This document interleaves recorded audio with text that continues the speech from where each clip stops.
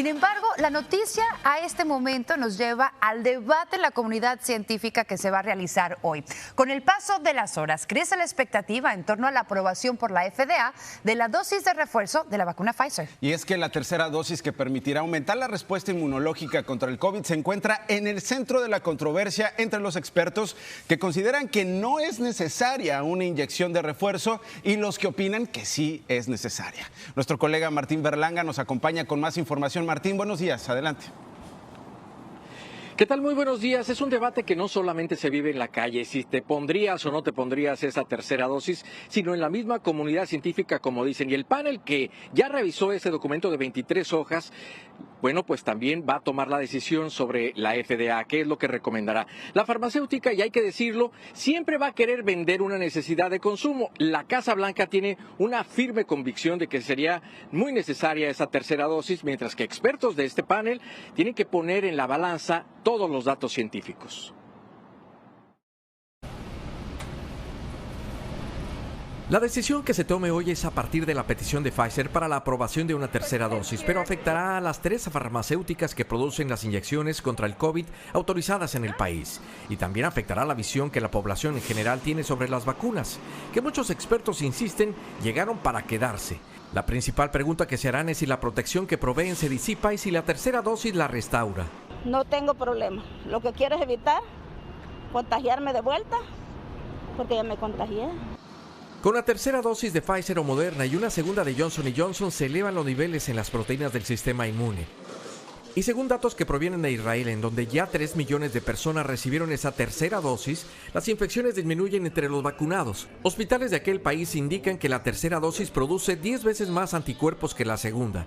Allá se preparan para una cuarta inyección, pero creen que requerirá más tiempo. Lo que sí hemos visto últimamente es que los hospitales se están llenando bastante. Mientras es otra carrera contra el tiempo la que se vive en hospitales de Estados Unidos. Estos proveen los datos que el panel de consejeros de la FDA dice que tomará más en cuenta para su votación de hoy día. Muchos pacientes que llegan al hospital por otras razones, aún accidentes de carro, todos ellos están teniendo que esperar mucho tiempo para conseguir un cuarto y tener el cuidado que ellos necesitan. No obstante, ese panel no tiene suficientes datos porque los CDC solo tabulan información de casos graves que van a dar al hospital. No hay información suficiente de aquellos que aún vacunados se contagiaron, pero superaron la enfermedad en casa. Entonces, dando otra dosis, se aumenta esa inmunidad y previene más infecciones y enfermedades severas. Eso es lo que estamos viendo, si esos datos se traducen en lo que nosotros estamos viendo aquí en este país.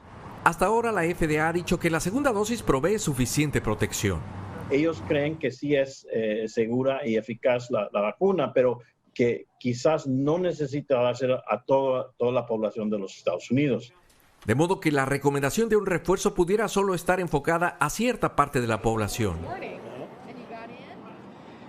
El rango de recomendaciones que hoy emite ese grupo de consejeros de la FDA puede variar, pero el mundo está atento porque hay un debate sobre a dónde se dirigen los esfuerzos de vacunación, mientras que en este país hay dosis disponibles y mucha gente que no se las pone, ni siquiera la primera.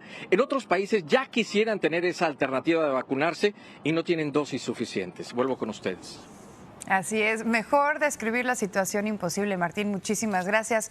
Más adelante vamos a tener en vivo a un médico para seguir ampliando sobre este tema. Mientras tanto, tenemos más información de otra farmacéutica.